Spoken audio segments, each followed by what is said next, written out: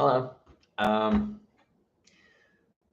I made a video just under a week ago stating that my Medboard is official at this point, and I am officially undergoing a Medboard for eosinophilic esophagitis, or EOE.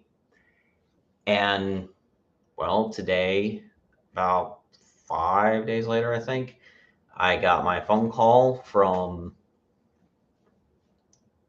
I don't know if it's the Pueblo or just the VA coordinator or just who it was exactly, but it's the person who schedules the Medboard Brief. And that finally happened this morning. I'll say around 9:30, 9:45, something like that, Eastern Standard Time, since I'm on the East Coast. And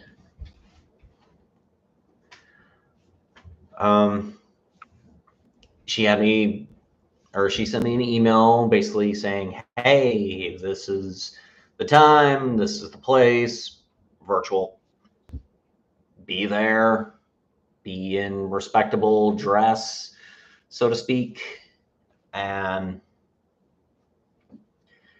I need this one particular attachment returned to me within 48 hours. The other attachments, basically fill them out at your leisure between now and the brief, which is next week. So I'll be able to make a Wednesday next week episode saying, hey, this is my new episode, haha. This is me after 3 hours of a brief.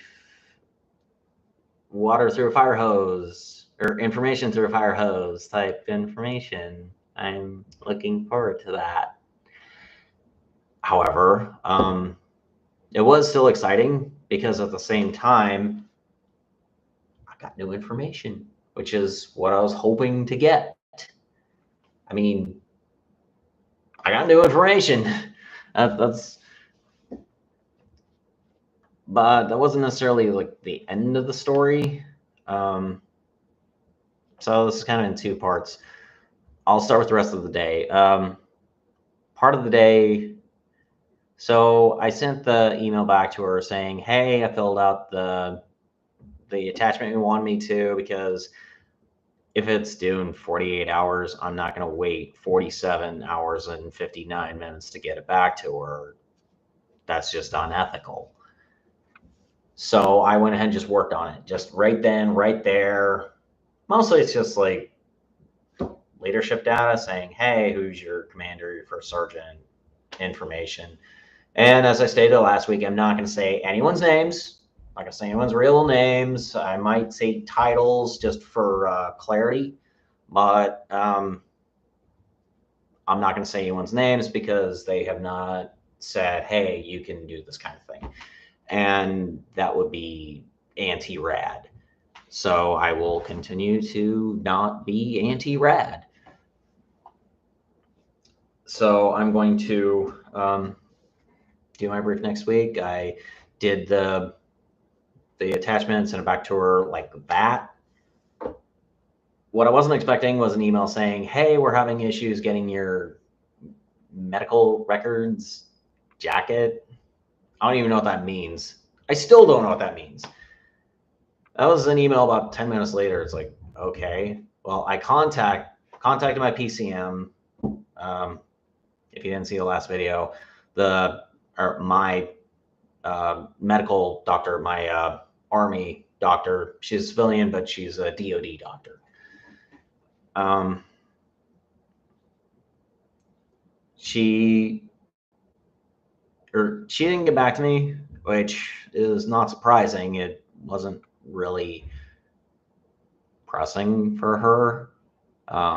She's got other patients. I am not the only soldier she looks after, so I wasn't exactly holding my breath on that one.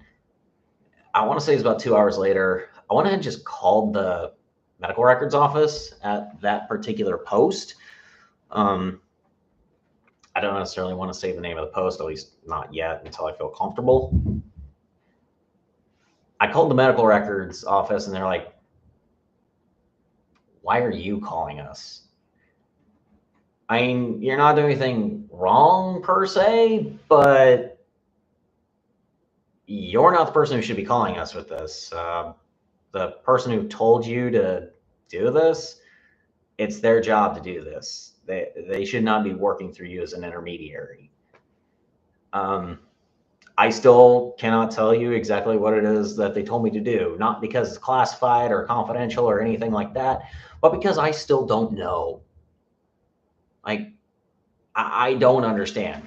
So I called back the person who called me that morning because her information was in her email, so I could call her, and she picked up right away. She's like, hey, blah, blah, blah. I was like, hey, I called the medical records office. They told me you need to do X, Y, and Z. And she's like, oh, that's because blah, blah, blah, blah, blah, but you're supposed to blah, blah, blah, blah, blah, because blah, blah, blah, blah, blah. That's not verbatim, but that was my understanding. Needless to say, much like this blurry screen, I'm still confused. The part I did understand was at the very end when she said, I'm going to call them and explain all this to them. To which I replied, okay, cool. And I assume she did what she said she was going to do because I heard nothing back the rest of the day.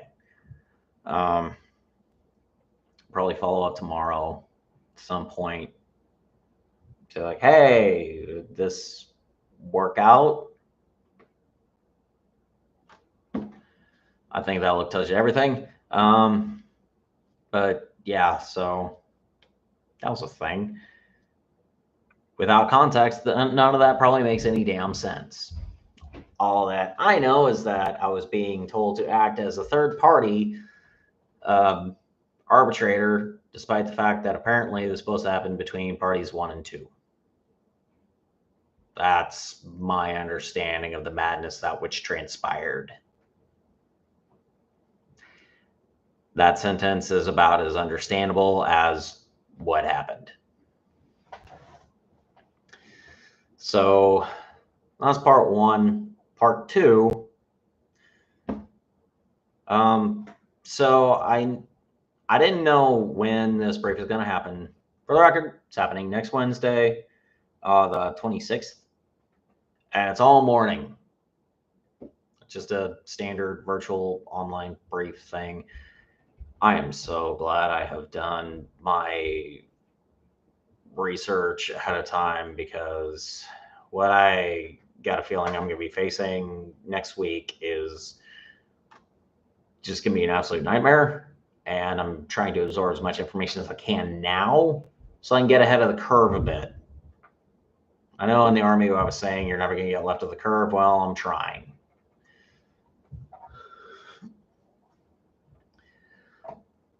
But not knowing any of this, the win, so to speak, this past weekend I met up with a couple of friends of mine up in Maryland. Again, not going to say their names. I'm going to probably just say husband and wife, or just the husband, or just the wife.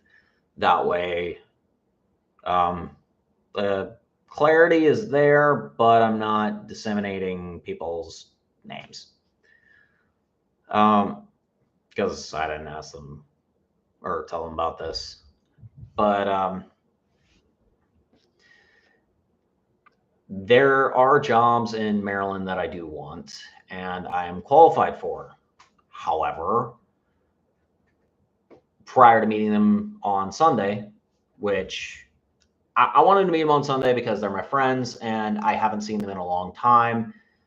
His birthday was back in October and I was at his birthday party. It wasn't exactly the day, but he had his birthday party on a Saturday because he knew that that's the best time to get friends over. So that was the last time I saw him. It's like, hey, I want to hang out with my friends again. So I reached out to him, and this weekend just happened to be when we were meeting up. And it was before I knew Medboard was coming down the pipe that I set this up. So all that is to say, this is because I wanted to see my friends, not because I was trying to manipulate them into a job. Want to say that now. That said, they did ask me, the husband asked, "Hey, Mag, what are your plans for after your med board?" Well, first question they asked was, one of the first questions they asked was, are you starting your med board or are you finished with your med board? Because they didn't really know what was going on. Just all they knew is that the word med board was thrown out, and they know what that word itself refers to. In case you didn't see the last video, it just means medical review board, meaning either medical separation or medical retirement. And I am the wrong guy to ask as to what the difference is. All I know is that I'm looking at medical retirement because I am medically incapable of continuing to serve with the disease I currently have. It's not a life-threatening disease. It's not mortal. However, if it goes untreated, it can become a mortal disease. And I'm currently taking treatment so that that does not happen.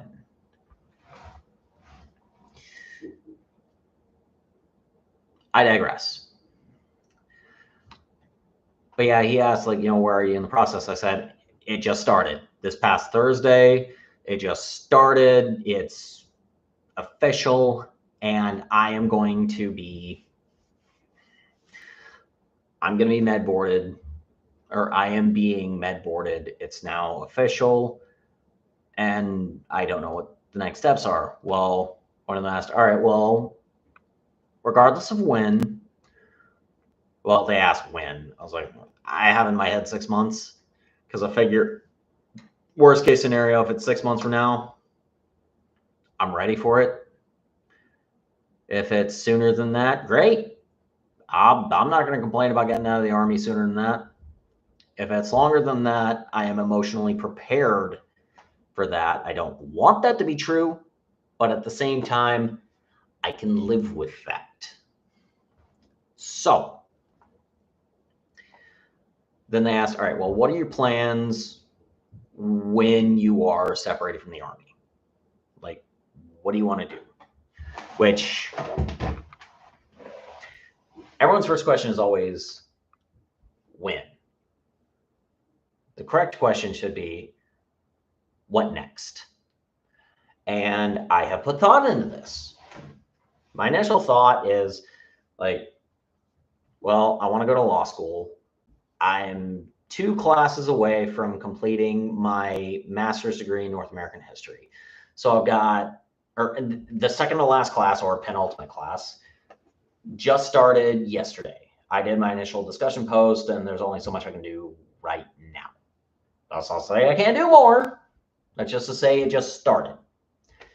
And by July, I'll be complete. And I think August is when I'll officially graduate.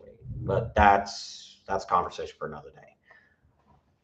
I do want to go to law school once I complete my master's degree, which is a goal of mine.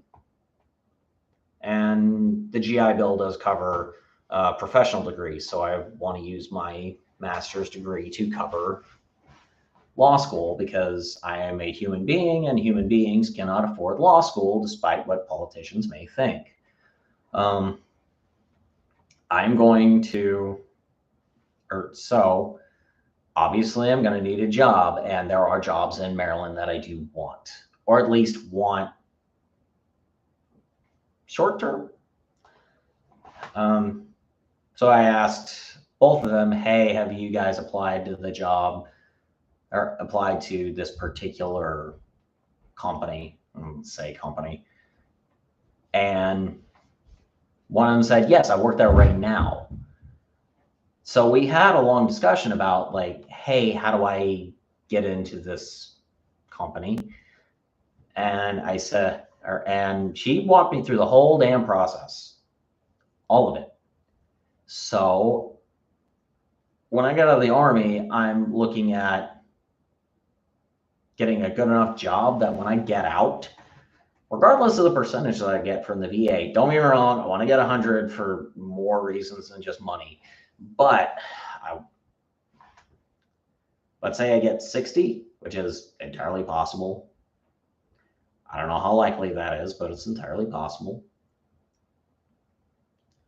I will still have a good enough job when I get out that I'm not going to be hurting. I'm not going to be wondering how am I covering rent. I'm not going to be wondering, am I going to survive? Am I going to need to work at a fast food chain temporarily, pulling several hours of overtime just so that I can feed myself? Because let's face it, in America, it's so damn expensive that it's damn near impossible to be able to survive. So I want to avoid a lot of that as much as possible. And that company I was talking about, well, they pay enough.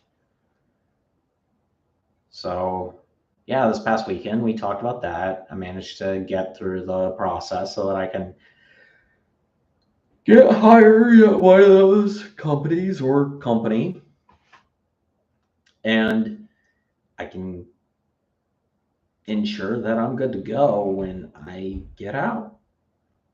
I don't know how much more I'm going to talk on that later, because I don't know that it's really going to solve a lot of things by discussing that now.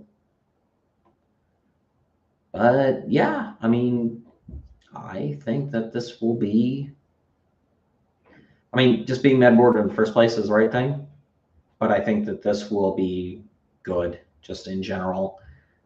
I want so much for this just to work out for the best.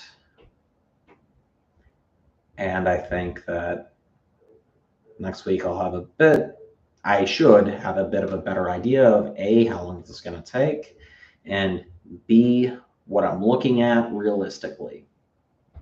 I could be wrong, but who knows? Maybe I'm right. And that's what I want, just for it to go well. Just like the last video, this went way longer than I anticipated, so I think I'm going to kill it here. So cheers.